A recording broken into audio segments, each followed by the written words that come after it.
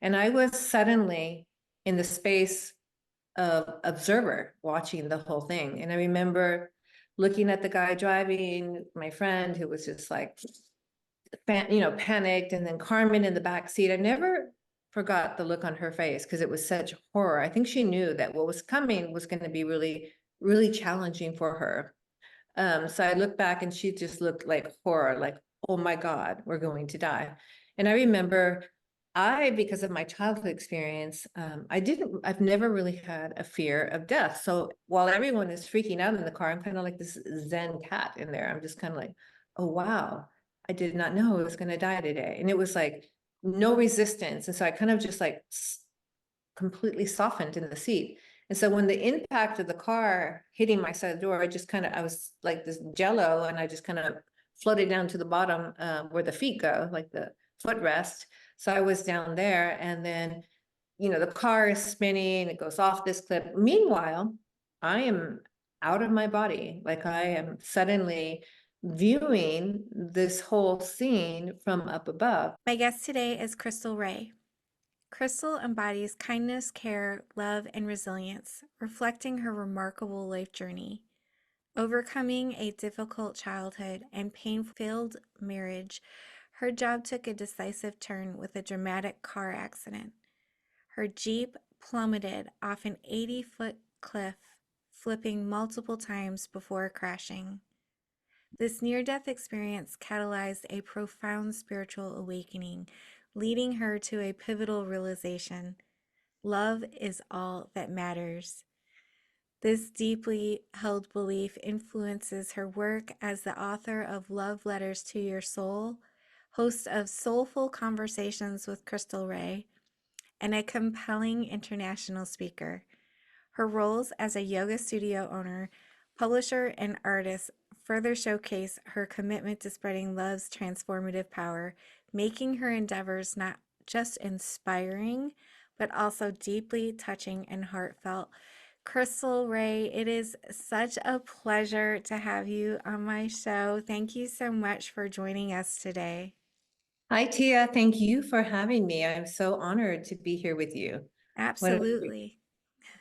You've had a remarkable experience that led you to a profound change in your life. You were in a severe car accident when your Jeep tumbled over a cliff. Can you tell us about what happened?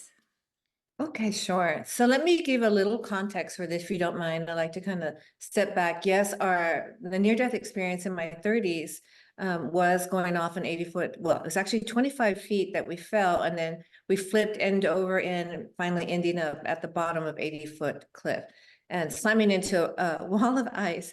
But let me give you some context for this, because this was not my first near-death experience. When I was a child, I had a really profound experience.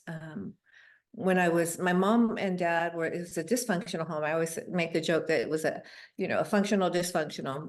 My dad was absent. My mom was with 3 children by herself before she got remarried, and so she turned to alcohol as a comfort and a crutch, and that didn't go well for us. So we had a very turbulent childhood because my mom was always not feeling well, and so um, I was always afraid of her because when my mom would start to drink, she would get really violent and verbally abusive and physically abusive.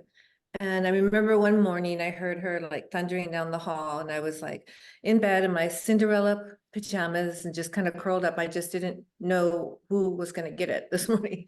Well, it turned out to be me that morning, and she dragged me down the hall and threw me on the floor in the kitchen, and she pointed to the ceiling where there was this grease spot that she had told me to clean, which with all my other little girl chores, I didn't really have the time or energy to do. I had a baby sister who I was taking care of. I was going to school. I was cleaning the house, cleaning up after my drunken mother. And I had other siblings. And I was kind of like the mom, at, whatever it was at this very young age. I think it was between 11 and 13 years old. All kind of a blur. Time is a blur. But anyway, so I remember just being really sad. I didn't argue. I didn't anything. I just got up on the counter, and my mom, went away, and I was just in this state that was like really void, empty, sad. I was really young and I was already tired. I was so tired. I was already tired of life. And I just didn't understand how, it could be so hard to be alive and what was the point. And I was having these really profound thoughts at a very young age. So I started having this conversation with God, and it was an inner dialogue that I was having, but it was profound. And I had heard the stories of the traditional Christian philosophy of like going to hell and going to heaven. And as I sat there contemplating this, it sounded very corrupt to me that you would be good to get to heaven or that you would be good to get out of hell. It just didn't seem like true goodness. It just seemed corrupt. And I remember thinking, I I want to be good just to be good. I don't want to get to heaven, and I'm not trying to stay out of hell. I just want to be good. And it was like this really a euphoric moment where like the clouds opened up, and I realized like my first real experience of personal self-worth was noticing just from this inner dialogue that I was good enough to want to be good for goodness sake. And with that thought, I continued on this conversation with God saying, if you're actually out there and you can hear me, why can't I know about you before I die? Again, it felt like cheating to like, oh yeah, you're real after I die. Like everyone could do that. But how about like Moses, like change, separate the seas, and why can't I see you a miracle now? Why can't I know that you're alive now before I die? That was my request to God. I want to know that you're real before I die. And then I added, oh, and by the way, if you could help my mom stop drinking, that would be good too. Which for me at that time felt like a bigger feat than parting the seas. It felt like, how is it possible that my mom would ever stop drinking? And I think when I asked that, what I was really asking is that, is there any way that my mom could stop suffering, that she could be happy, that she wouldn't need to turn to alcohol? Like I was really just wanting my mom, because when you're a child of a dysfunctional home like that, many times you feel like you are the cause of that. And I just wanted her to be happy. And with that, I continued just cleaning the ceiling. And I turned around kind of in a daze and I walked off this counter. And when I did, I fell through time and space. And this is when I had my first real spiritually transformative experience. And this was that I was falling towards the floor. The physics of it is if you step off a counter, it's like stepping into a swimming pool. Like your head is going to go down. So my head went down. And all of a sudden there was three of me. There was the entity, the body, this 13-year-old body, 12-year-old body, whatever it was, falling through space. There was the soul entity that inhabited this body. And there was also this all-knowing observer who was also me.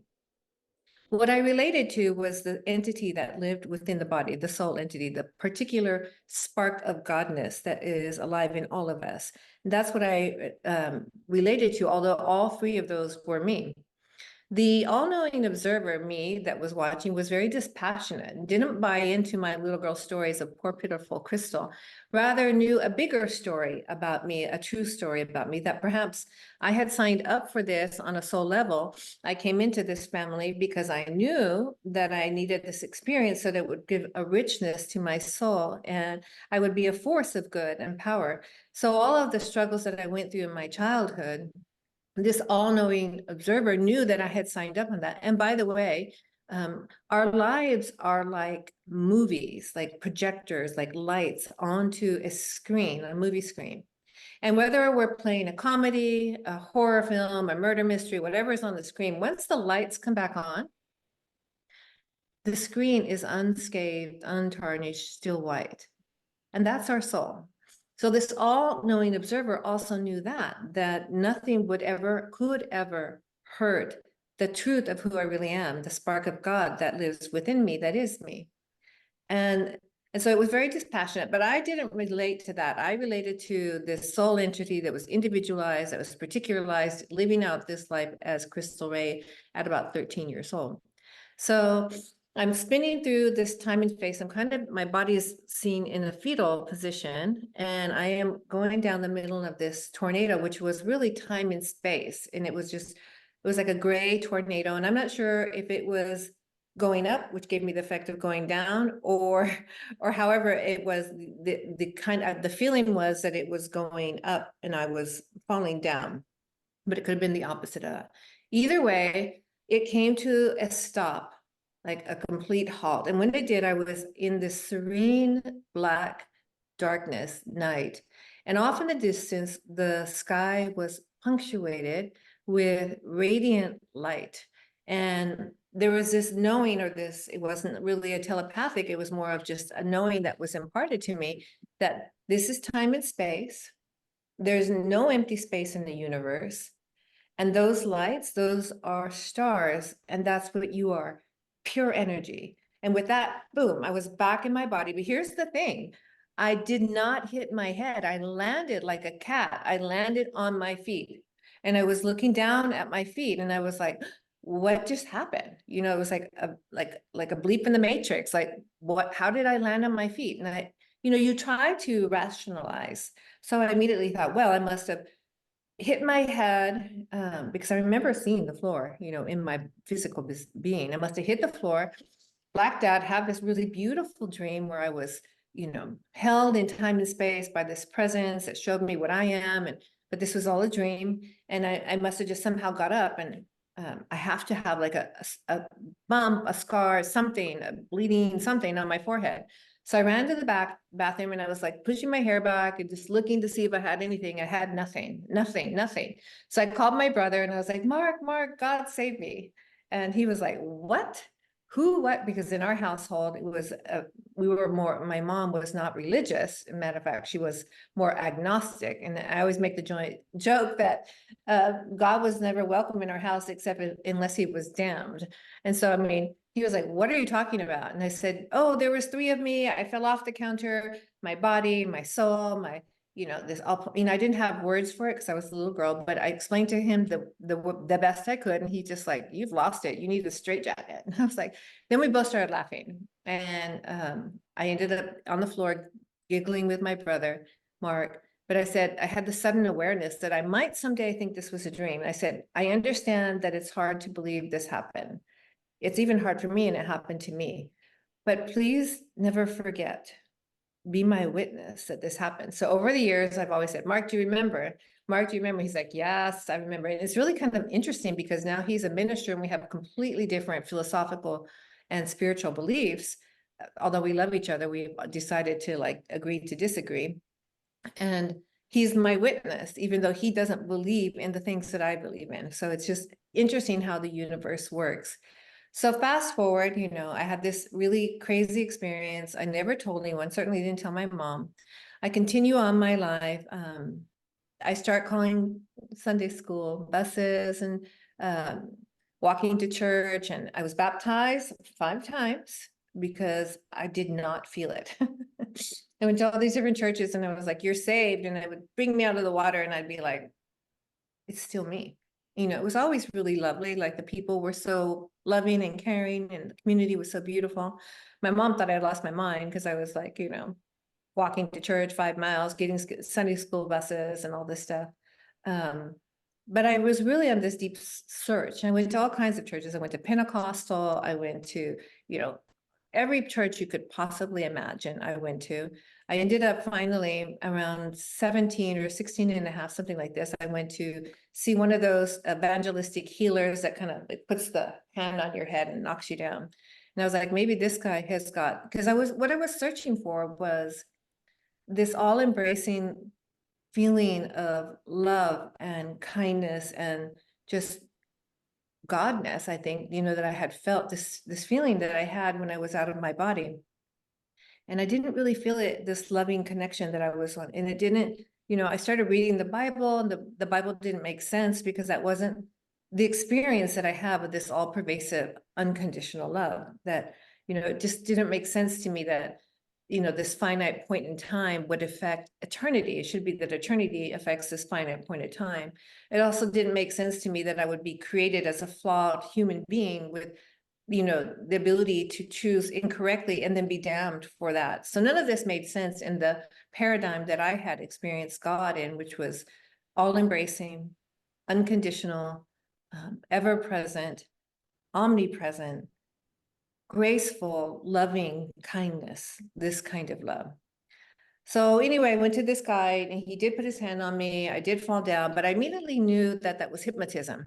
And I was not happy about it. When I got up, I said, this is hypnotism and this is not love. This is not God. And I was like ushered out, like they ushered me out of that. And then I kind of just gave up on the search for God in the religious sense anyway. And by this time, it was almost 17 years old and I left home out the window, by the way. And, once you're out on the streets by yourself, I remember calling my mom the day after I ran away from home. And she was like, if you don't come home, you never existed. I don't want to hear anything from you.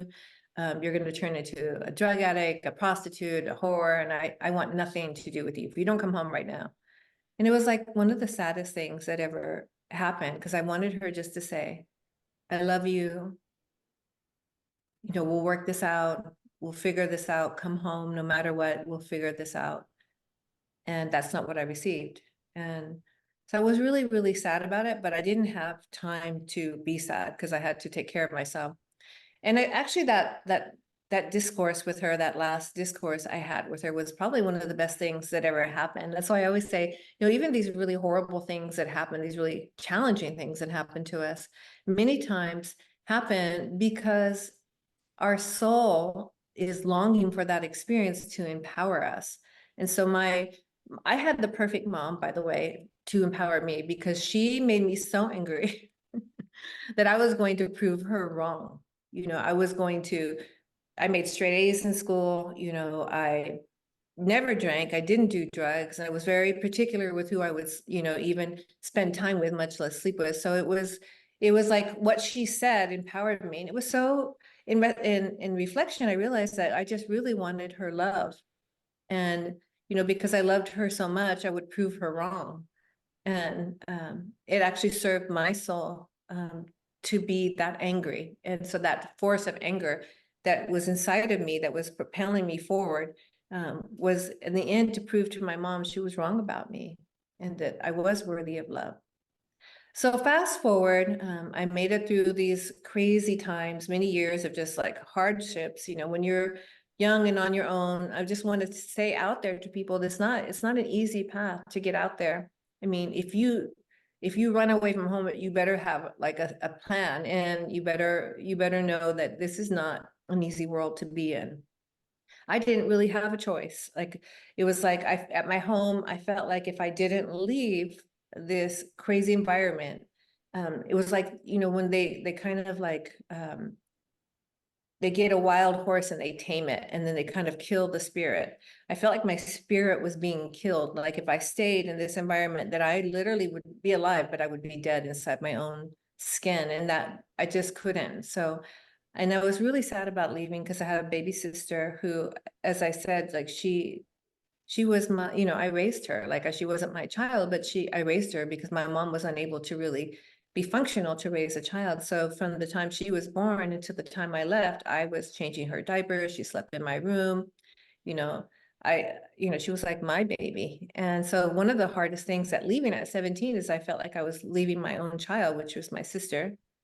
And I remember that was one of the great sorrows that I had, my like soulful sorrows. It wasn't like it wasn't like I was crying about it in that moment, but it was like this deep, soulful sorrow. But I knew that if I didn't leave, I wouldn't survive. And so I left, I made my way. Eventually I married the love of my life. I mean, this man that I just absolutely loved. But he mirrored my mom in many ways, that I wasn't ever good enough. And, he also had a different culture and a different way of being in a marriage, which wasn't going to work for me, which was not to, just not to have the same moral ethics that I did in the marriage. And we gradually grew apart.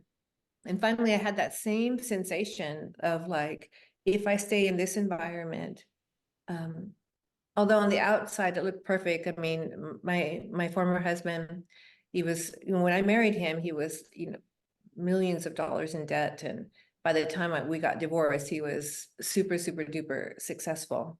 He's a very bright guy. And But I think the thing is, he wanted to save someone. He wanted to be the hero, and I wanted a hero. And so that worked out well, but then we didn't have a whole lot in common, you know.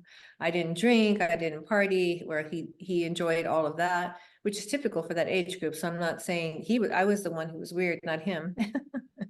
And so, you know, and once I had children, then I just dedicated to the children. But I remember being in this marriage and being lonely. And it was like this weird kind of loneliness, because it was like a hopeless lonely.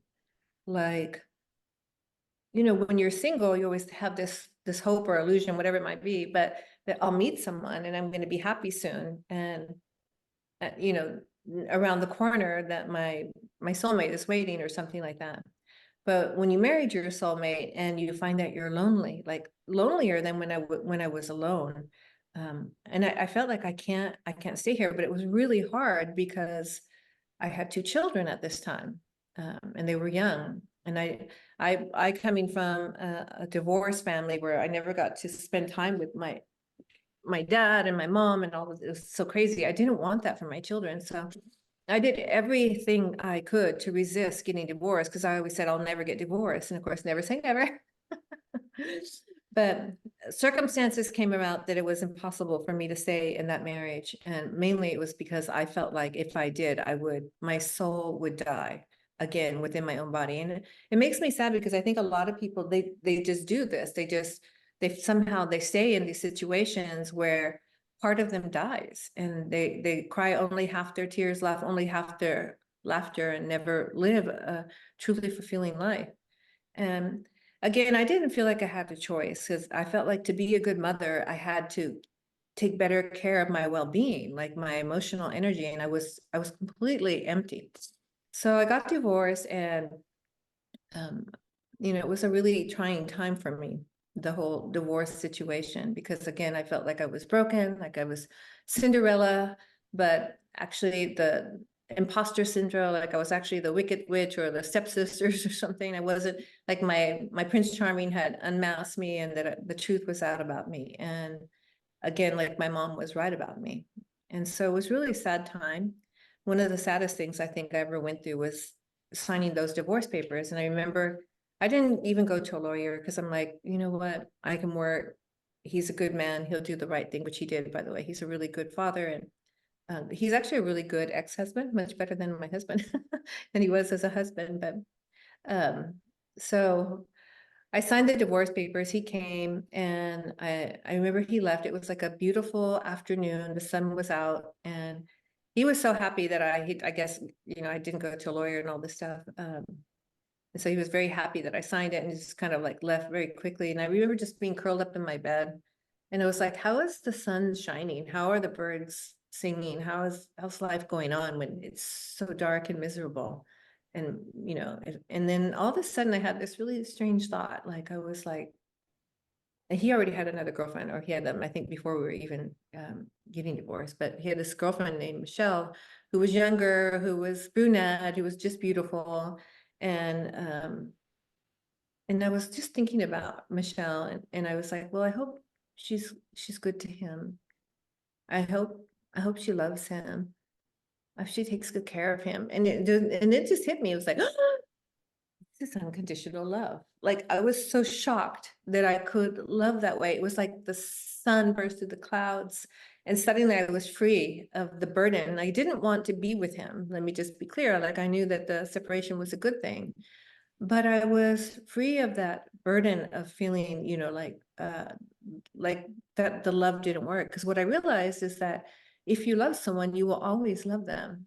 And if you decide that they're no longer to be in your space, that's one thing.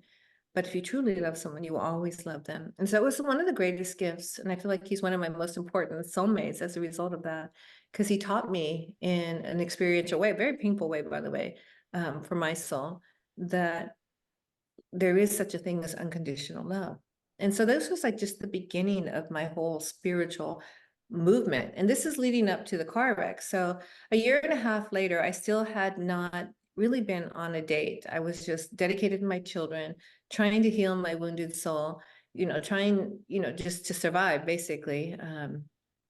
So I remember I had a friend, and he was like, wanted me to go out with him, but I really wasn't ready. He said, well, why don't you go with me to a ski trip in Vail with my children? And I was like, no, no, no, I'm not ready for anything like that. And then he said, well, you can bring a friend and just come and have fun. And I was like, huh, that doesn't sound bad. I've been at Herman. I should maybe get out and do something different. And so I called my cousin Carmen, who was also going through divorce. I just recently been divorced. And she's like, yeah, that sounds like fun. I'll be your chaperone, your 35-year-old chaperone. So she was happy to come with me, and we went on this ski trip. We got there, and it was like the family situation. His children, they were drinking and smoking and, you know, kind of belligerent, and it was just wasn't like the right scene for me and or for Carmen. Carmen was this beautiful 40-year-old woman with this soft skin, big doe eyes, long, thick hair, and she was just the clarinetist for the Dallas Opera, really stunning woman and really sophisticated. And so it's like, well, Carmen, I mean, I'm sorry I brought you on this trip. It didn't turn out the way I thought it would. I mean, I don't know that I want to stay like 3 more days. Are you ready to go back? And she's like, definitely, I'm ready to go back. So I told my friend, I was like, okay, thank you for the invite, but I think, I probably bit off more than I could chew. Like, this is too much for me. And I think I'm not really ready. So I'm going to head back early, if that's okay with you. And he's like, yeah, yeah. And I think he was like ready for me to go too, truthfully. So he's like, okay, you can, I'll take you to the airport. Well, this is when it started to get really crazy because it's snowing, a sudden snowstorm, like, pouring snow and ice on the roads, and we're heading to the airport. Just is crazy, actually, when you think about it. I shouldn't even attempted that. But anyway, we were heading to the airport. I was just desperate to go home. And so we're going up this mountain, which we should have been going down. But anyway, we made a wrong turn. Anyway, destiny was waiting. So we're going up this mountain, and a speeding car comes down this one lane highway and we're spinning, it can't stop, hits my side of the car, like my door. And this is when everything started to slow down, like as though time did not even exist.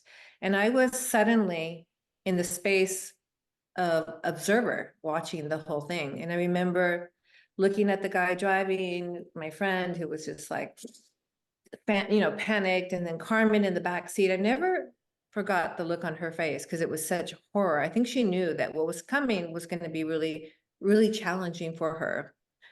So I looked back and she just looked like horror, like, oh my God, we're going to die. And I remember because of my childhood experience, I've never really had a fear of death. So while everyone is freaking out in the car, I'm kind of like this Zen cat in there. I'm just kind of like, oh, wow, I did not know I was going to die today. And it was like no resistance. And so I kind of just like completely softened in the seat. And so when the impact of the car hitting my side door, I was like this jello, and I just kind of floated down to the bottom where the feet go, like the footrest.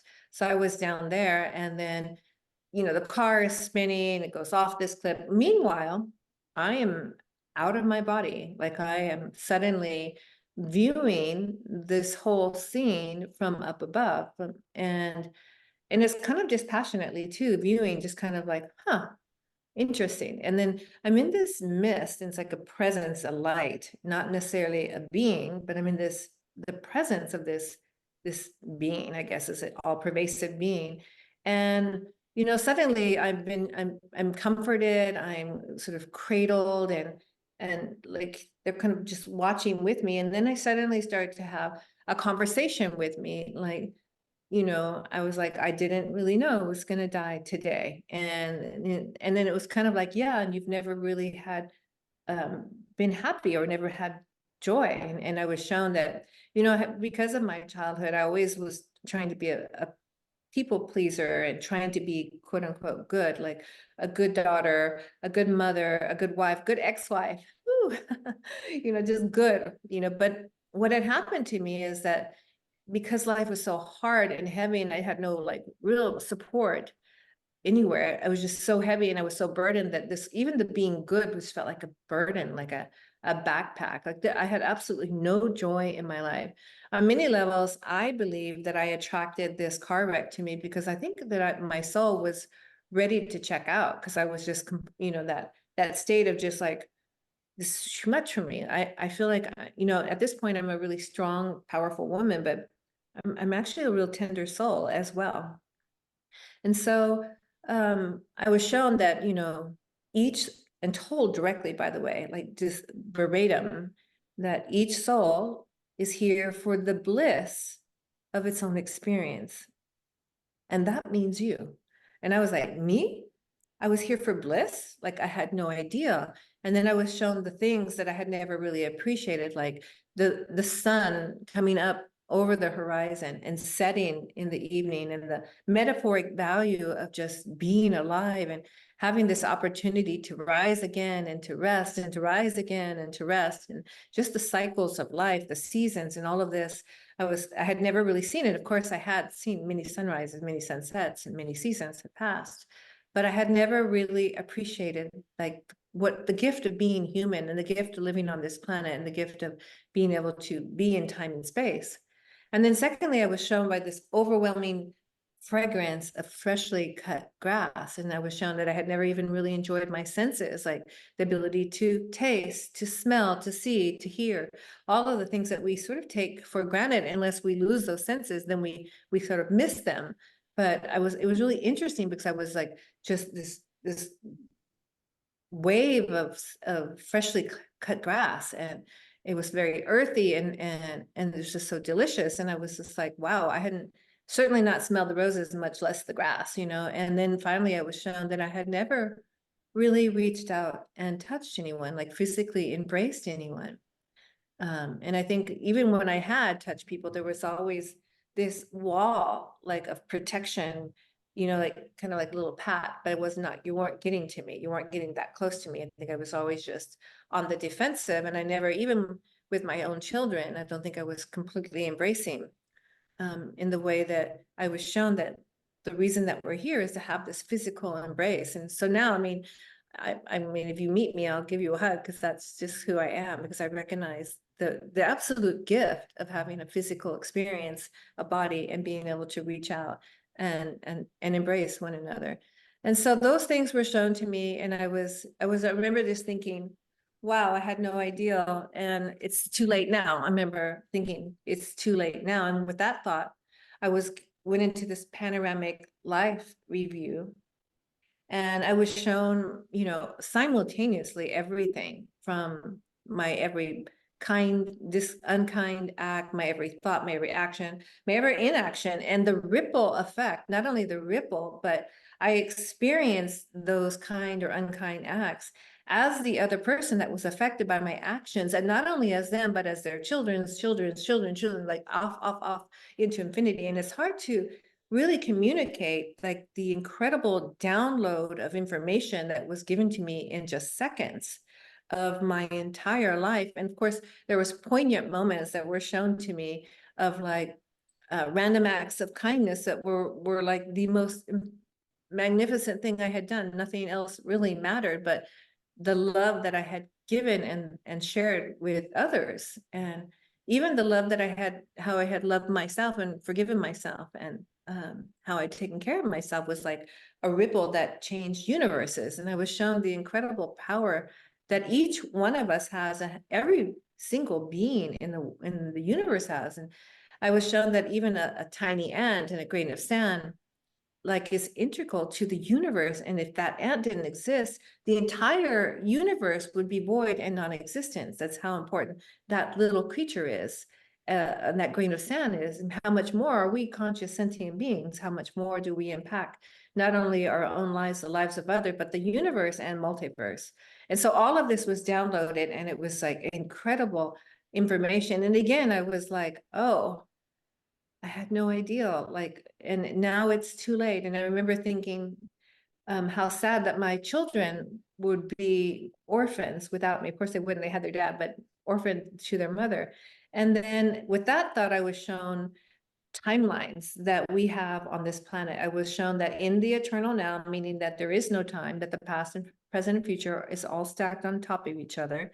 And that in the eternal now, all the possible timelines, possibilities in the universe had already come into completion, meaning that whatever timeline that I decided to jump onto was already in completion. And the complete point was always reunion with divine, reunion with the divine, reunion with God. There was no one that would be lost, abandoned, forgotten, forsaken, condemned to eternal fire and brimstone. None of this was going to happen. Now, having said that, I was also shown there is a consequence to our actions. So if we choose to be in a certain energetic field, when we're in this planet, when we leave this planet, we are still in that energetic space. So there is a responsibility for us to evolve and to do better and better and better until we finally we find our reunion with God. And I was shown that multiple timelines exist, and there was many for me. I could have left the planet on that day. Like I was shown that if you want to leave, this is what will happen. And I was shown that my children would be fine without me, which was shocking, by the way. I was like, what? I'm their mother. Like I'm pinnacle to their success. And no, each soul is here for the bliss of its own experience. And that bliss, if I chose to leave the planet, die, that part of their bliss would be that their mother would be absent and they would have a life without a mother. So that I did not know. I was like, oh, and there was kind of like this release or relief, kind of a letting go, like an acceptance of that. And then it also said if I get to do this, if I get to choose to stay on the planet, then I get to be part of their life. But it was no longer this heavy burden that I have to make sure that they're going to be okay, which by the way, you cannot. I mean, the children have their own, they have their own timelines and their own choices and their own destinies. And I love Khalil Gibran, who I quote quite frequently. He says that we, the parents, we are the bows and our children are the arrows, and we send them off into a future that we will never know. And so whatever I chose, their future was going to be their future, a future that I would never know. So then I was shown other timelines, many, too many to answer or even to mention, but it was like every possible timeline for me was shown to me. And the one that I chose was the one that was shown to me where I would write this book, Love Letters to Your Soul, right behind me. And that I would tell the world, and this was given to me by this radiant being. He said, if you choose this timeline, you will come back and you will tell the world that love is all that matters. And you'll write a book and you're going to tell the world this. And in the book, you're going to include that sound and light are the future of medicine. And I was remember just thinking like, that sounded exciting to me. It sounded daunting, by the way, to write a book, like, wow, that's a big responsibility to write a book and to tell the world that love is all that matters. That sounded really daunting, but it also sounded really exciting to me to come back and to be the one to share this message, not like a new message, but to share it in the way that I can through my life experience and my voice and my vision. So my book is like really poetic and pragmatic at the same time. After I had my near-death experience, I spent the next 20-some years healing myself because I felt like if I get to, let's put it this way, tell the world that love is all that matters, I need to embody that expression before I can, because I was so wounded and so broken. And so I felt so unworthy of love. I was almost shocked that I was the one to share this message. How could the broken little girl that can't even, manage a marriage be the one to tell the world that love is all that matters? And I was shown that I was chosen to do this because I had a really pure heart and that I had a story and a certain experience that would benefit many. And so I said, I accepted. I was like, okay, that's what I want to do. And with that, like I found myself, back in my body, and we were tumbling. And I guess we flipped end over end 10 times. And I think I lost consciousness in that space, or at least conscious awareness of my divine being, let's put it that way. And I ended up coming back to like a physical consciousness at the bottom of this 80-foot cliff, which I had no idea, upside down Jeep, like the tires are spinning. There's a wall of ice in front of us. And I woke up and I remember that my last thought before I went tumbling was, I guess it's too late for me now. I'm going back to the light. And I'm not going to lie, I was kind of excited about going back into the light, because I had experienced that light as a child. And I was like, I'm going into the light. That was my last thought. And I was kind of excited to see what's next. And so I was shocked really to wake up at the bottom of this mountain and not be in the light, and to be in a car that was upside down, and, you know, but I was also excited about the opportunity to embody a different expression of life, a more joyful existence where joy and bliss would be part of who I am, and that I would write this book and I get to see my children again. I remember having this sudden panic, like, oh, the car is going to blow up. Like I need to get out of the car. And of course it didn't, but it was just like, I want to see my children again. I want to hug them again. I want to really embrace, you know, like I had never really embraced before. I really want to embrace them. I really want to live. And I think that was like one of the first times like in my life where I really just wanted to live. And so I climbed up this cliff. I got to the top, and everybody's big line of cars, and everyone's looking over, and nobody can believe I just climbed up this cliff. And finally they find my cousin, they find the driver, and they take my cousin up on a stretcher. I think they air flighted her to the hospital, and they took me and the driver of the car, my friend, to the, I don't really even remember truthfully how I got to the hospital, because a lot of weird things started happening. Like if someone touched me, I would know their thoughts, I would know their fears, I would know all of their life story. And so all of a sudden I saw some man with rubber boots, and he was stealing my purse on the bottom of the mountain. So I'm sure it was a firefighter, but I was like, oh my gosh, someone's stealing my purse. Can somebody please get my purse? And I was like freaking out about get my purse. Because I had my tickets and my wallet. And, you know, I had bought this book of bag of spiritual books that I really wanted. Anyway, I never got the wallet or the purse or the bag of books. And, but I had this weird thing starting to happen. So then I got to the hospital, and the first thing I encountered was this really angry male nurse. And he started being very accusatory that we were drinking or doing drugs or something. And I'm like, no, I don't even drink. And the driver had very little alcohol. I think he had one glass of wine, right? You know, it was nothing. And it's like, no. And he's like, well, your cousin, because my cousin, being that she was in the back seat, had hit her head on this side and then hit her head on that side of the row bar. And so she had literally had sustained really, you know, really profound injuries to her head. And he said, someone came in yesterday with less injuries and they're dead. You guys are going to be going to jail and this. And I'm like, what are you talking about? And I just kind of pushed my way through. And I went into the emergency room where they have my cousin on a stretcher. And I remember just putting my hand on her leg. And this is where it gets really strange, because I had this energy go through the top of my hand, I mean, through my head and out my hand. And there was like this ripple, like karma literally rippled on the bed. And I was like, oh, she's going to be okay. I knew for sure she was going to be okay. I knew it was going to be a hard recovery for her, but that she was going to be okay. And so I was like, I calmed down. And then that same nurse grabbed my arm and pulled me away. You can't be in here. And when he did, I had this vision, almost like a little movie playing out, where he was beating his girlfriend the night before, or wife or somebody. And I was like, ah, you know, don't touch me. And then I went running to the bathroom, and I just kind of got in the corner. I was like, what is going on? Like, this is so bizarre. And I think they thought I was in shock or something, but they had no idea what was happening. It was like this portal had opened, and like finally a really sweet young nurse came in. She was like, Miss, you know, we need to get some x-rays. Can I hold your hand? Can I take you? And I said, yes. And I just do not want to see that male nurse. Keep him away from me. And so they took x-rays of my neck, and then they came back and they were like, we have some bad news for you. It looks like that your neck is fractured, you have broken neck. And I was like, oh, no.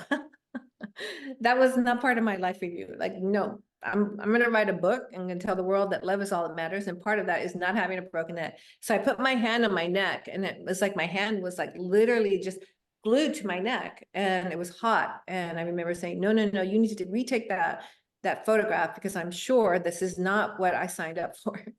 So anyway, I had them take it again and again and again. I think we had 4 times that they took x-rays, because the first one I literally had a break. They showed it to me. Second one, no break. Third one, no break. Fourth one, no break. Finally, I said, listen, I'm done taking x-rays. Like, just let me sign away. I want out. I'm leaving. Like, I just wanted to get out of the hospital.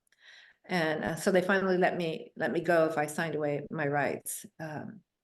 And eventually I made it back to my home, back to Dallas, and I was able to see my children again. But, you know, it was very weird, because this portal had opened, and I didn't have a context for it being so intuitive and knowing everyone's feelings and all their stories that were playing out in front of me. And then also was really sensitive to sound and to light. Like I just closed my windows and I was like in my bedroom for like 2 weeks, didn't come out except, to do the bare minimum. I was just completely like shell shocked. I think that's the way I should say it. I was seeing lights around people, like auras. I didn't even know what an aura was back then. And I went to see my cousin about 2 weeks out from the accident. She was in a recovery hospital. Her mom, her doctor, and a nurse were in the room when I finally got there. And, Carmen was this beautiful woman. And when I walked in, she was this crumpled woman. Like she didn't even look like Carmen. Like her face was still swollen. Her eye sockets were broken. Every bone in her face had been broken. And she did not resemble Carmen at all. So I had to like calm myself down because I went into fear mode. I was like, just didn't look like Carmen. And then I just said to myself, this is your cousin Carmen and you love her. And that's what I said to myself. And with that, I calmed myself down.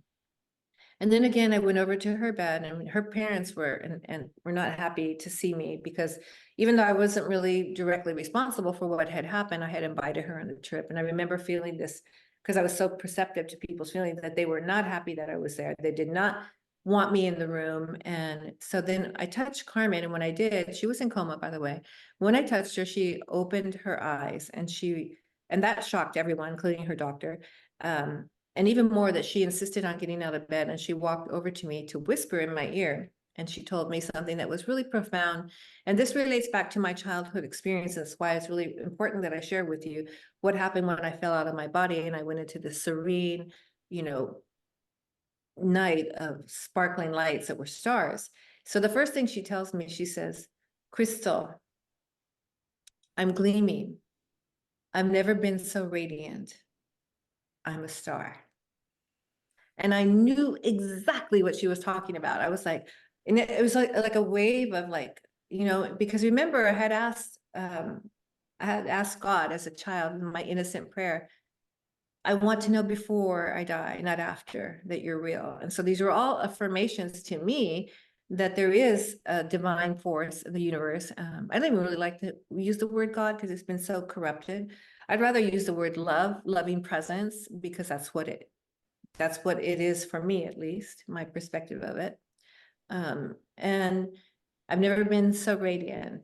I'm a star. And every time I would come in to see Carmen, and I came in a couple of times, she would wake up out of coma and say really, really beautiful things. One time she told me there was 3 radiant beings that were like balls of light that were next to her, that were her guardians, and that they had been with her from the beginning of time, and they would be with her for all time and space, and that they were comforting her and helping her to heal. And then another time I came in, she reiterated what this being had told me, this presence had told me in out of body state, that I would write a book and that I would tell the world that love is all that matters. And then she emphasized again, remember to put in your book that sound and light are the future of medicine. And I was like, okay, so I'm going to write this book. And so then I was uninvited to come and see Carmen anymore, because again, I think they thought that I was possessed or something. I don't know what they thought, but anyway, they really didn't want me coming. The family did not want me coming to see her anymore. So I kind of lost contact with her until recently, which has been really beautiful to reconnect with her. Her healing process is really amazing. Her own story is like so powerful. She had 18 operations. She came back with an enhanced musical ability. She was then the lead clarinetist. She only had a short, even though they had told me she was going to have 90% brain damage and she would forever be a vegetable. She was walking, she was talking, she was back to being normal Carmen, not exactly normal because there was some changes, of course, after such a tragic car wreck, but she had forgotten only 10 years of her past life where she was married to 2 alcoholic husbands, go figure. Everything else was clear as a bell, and it again had enhanced her intelligence, had enhanced her musical abilities. She subsequently met the love of her life, her husband, and got married and has her own real estate company and is doing quite well. So it's really nice that her life has turned out well. I mean, as I said, we lost for some years, like 20 years, lost contact because her family, the recovery process was with her family. They really didn't want anything to do with me at that time. I don't blame them. I'm not judging them. I'm sure it was really hard for them to see their daughter in such a state. So my life continued on. And many people will ask me, like, are you still able to like hear people's thoughts? And do you still see all these images? One of the nice things is I finally learned how to modulate all that energy and to kind of shut that portal, because it wasn't something that I wanted, it wasn't something I wanted to sign up for. It was too much for me. I think you have to be a certain kind of soul to be able to really move all that kind of energy. But I did go on this deep healing journey. I found myself in college almost immediately. I went in as a non-degree seeking student to take some writing classes. Figured if I was going to write a book, I should probably, even though I was like a secret poet, I was not, had not been skilled in the art of writing. And I felt like if you didn't know the rules, you couldn't break them. But once I knew them, I knew I could break them. And that way it was, that was my goal, is to know what I didn't know, so that I would have some parameters in my writing. And it was a really healing time in my life. I met some really wonderful teachers and students, and I learned a lot. And I actually wrote a book when I was in college. It was more of a healing, cathartic book about my childhood, where I juxtaposed this little girl with the lessons that it had bestowed upon her as an adult, which was really nice because it was part of my own healing. And meanwhile, because although I didn't have a broken neck, I did have a severe neck injury. I had a severe case of whiplash. Like, I couldn't turn my neck at all. It's like 110 years old. So somebody had suggested, my chiropractor, actually, I've seen this Alpha Biotics guy named Michael 3 times a week. He said, Chrystal, if you would just do yoga, you could heal your own neck. I'm like, yoga? Like, isn't that what people do when they don't want to exercise? I had no idea what yoga was. And so I signed up for my first yoga class, which it was like a power heated room or something. I ended up throwing up. It was so intense. But there was something there. There was something profound there. And I realized that I had this draw towards yoga because it's such a holistic healing modality, where it's, because we have issues stuck in our tissues. And I certainly did. I remember the first year of yoga, there's this thing that we do in yoga called savasana, which is at the end of a long hour-long practice where you just rest. It's kind of like a reboot, and every time I would go to savasana, I would just weep. And I remember I had this really kind teacher, and I was like, I don't know why I'm crying. And she told me, she said, Chrystal, if you threw something away 30 years ago, 20 years ago, do you think it would have maggots or it'd be kind of nasty? And I'm like, yeah. She goes, would you want to go digging in the trash? I'm like, no. She's like, so just let your tears come up. You don't have to know what they are. And it was like one of the most freeing, healing things anyone ever said to me. It was like the right words for me, because I was like, she's right. I just need to let. And then that was like, the floodgates open, and I just needed to cry all the tears I had never cried without trying to figure out why I was crying, and just let that energy move through me. And that's one of the powerful things that I found with yoga, is that it had this capacity to unlock these hidden emotions and issues that I had in my tissues, and many other benefits over the years. I now have 3 yoga studios and 2 yoga teacher training facilities. I've trained, teachers all over the world, and thousands of students. It's been such a great blessing for me. But all of that prepared me for, meeting you, Tia, and to be on your show, and to really speak about love in a way that is true for me. And hopefully, if it has a perspective that might ring true for you. If I had to leave the listeners with something, I would like to leave them with this, of all my experiences and everything that's happened to me, I believe that we have a soul contract that we sign up for before we come to this planet. And I think I signed up for my family, which was dysfunctional, alcoholic, absent father, alcoholic mother, abusive, all the stuff. I think I signed up for that because now as a teacher in my studios, when I look at someone, and they tell me I can't because this happened to me or that happened, and maybe they don't even say it to me verbally, but I know that what's holding them back is their belief system. And I'm one that has beat the odds, and I beat the odds because I chose to believe that the love can heal all things, and I chose to see the good no matter what. And instead of being a victim, I let myself be victorious. So I let my childhood angst and pain and journey be fuel for the fire of this more empowered woman, and also to be a healing force for others. Because, one thing is to say, oh, you'll be okay, that's hard, but you'll be okay, and not have had that experience. But if you've had the experience of the dark night of the soul, of the experience of deep sorrow, the experience of abuse, the experience of betrayal, the experience of loss yourself personally, and you look at someone and you say, I know for sure that you can do this because I've been there. They know the truth of that. And so I know that probably most of the people watching this, because I believe in energetic resonance, can relate to this, that you are a powerful soul that signed up for a lot. And you signed up for a lot because you could, and it brought your soul joy to have this experience of contrast, of suffering and betrayal and joy and laughter, all of it. And you signed up for that because your soul longed to know yourself in this way, to know others in this way, and to know God in this way. And we're given this great gift of free will. We're free to even hate our creator, which is amazing when you think about it. And it would be like my child coming to me and say, Mom, I hate you. And I'd say, okay, that's good. I love you no matter what. Like there's no like, oh, you have to love me. If you don't love me, I'm not going to love you. I mean, I'm a human. Imagine saying an omnipresent being that loves us so much more than can even be compared to a human style of love.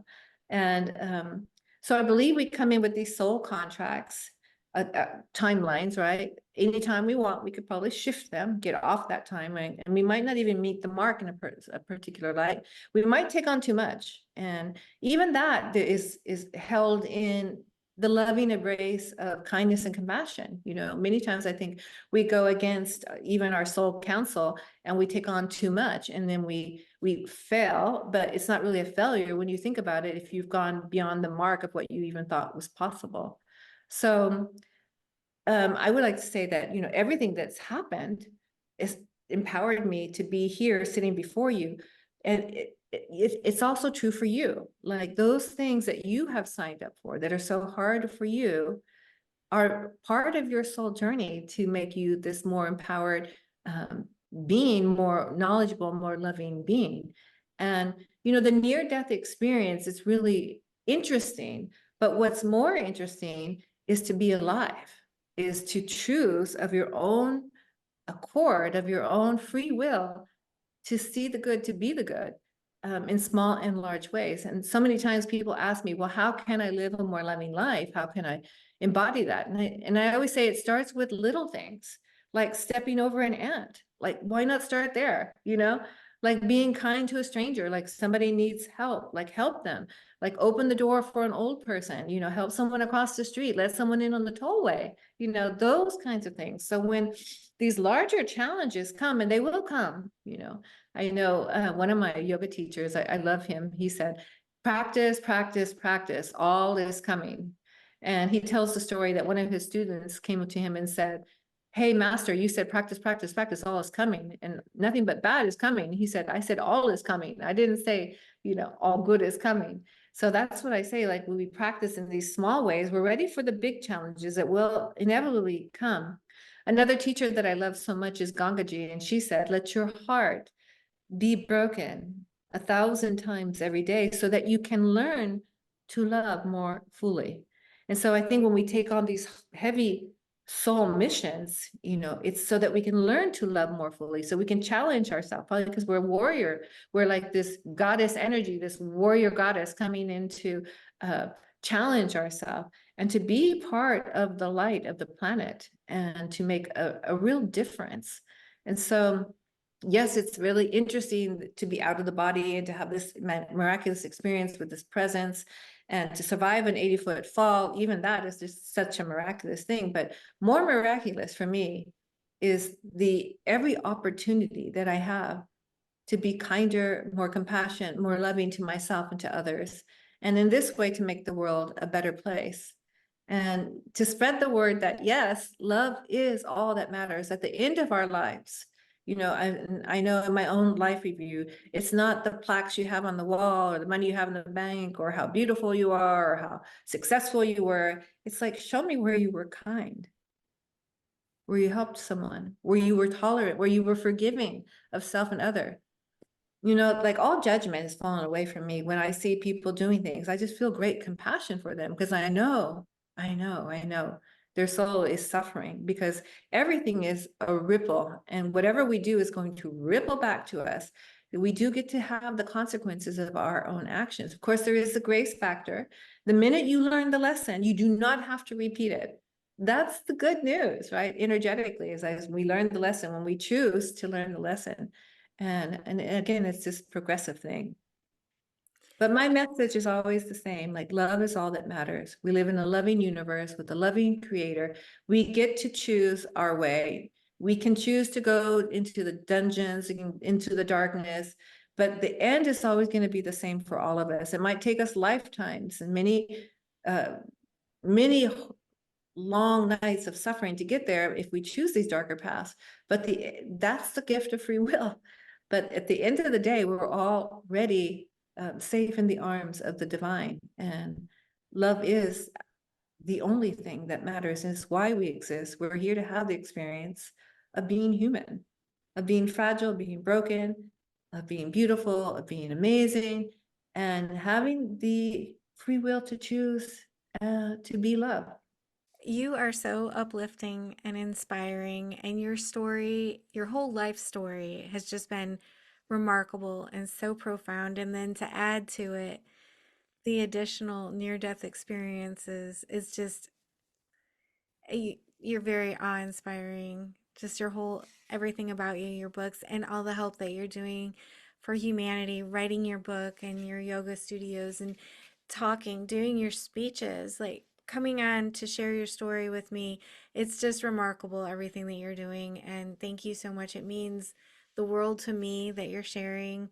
And I know it means a lot to many others as well. Your story is uh, very healing and helpful. And I love your message that love is all there is. And you went through basically your entire life story. I'm sure there's a whole lot more, but so much of your life in a short period of time, you put it together so well and articulated the importance of love so profoundly. I think you're really talented in getting the message across.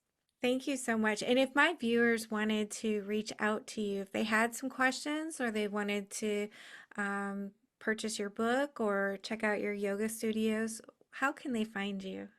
They can go to my website. It's called Chrystal Rae Soul, and that's spelled ChrysTal, and then Rae is Rae, Soul, of course, SOUL, .com, crystalraesoul.com. And there's my website. It has my book, it has my speaking, and it also has my email. So if you want to directly contact me. So I'm happy to. I know a lot of people have questions, and I'm always happy to reach out and answer them. And also I am available for, I'm doing a lot of speaking with women's groups, and also have a TED Talk coming in the future. So I'm excited about that. So yeah, good things on the horizon. So available for speaking events, and available just for personally just reaching out and chatting if you need a friend. I love you. I love you so much. I'm so proud of you. Oh, I love you. Thank you so much. I'm so proud of you. Thank you for being here. I just want to tell you how much I appreciate you being here and supporting my channel. If you haven't already subscribed, please consider subscribing if you enjoy near-death experiences and other spiritually transformative stories. It helps the algorithm know that this information is useful and push it out to more people. And that's the goal, to get as many people to know that we are eternal spiritual beings and that we never die. Our bodies might die, but our essence will never die. And I want people to live with less fear. Let's all spread the word. Like, comment, subscribe, share, hit that little notification bell so you get all the notifications when my videos post. Thank you for all of your support. I'm sending love to you.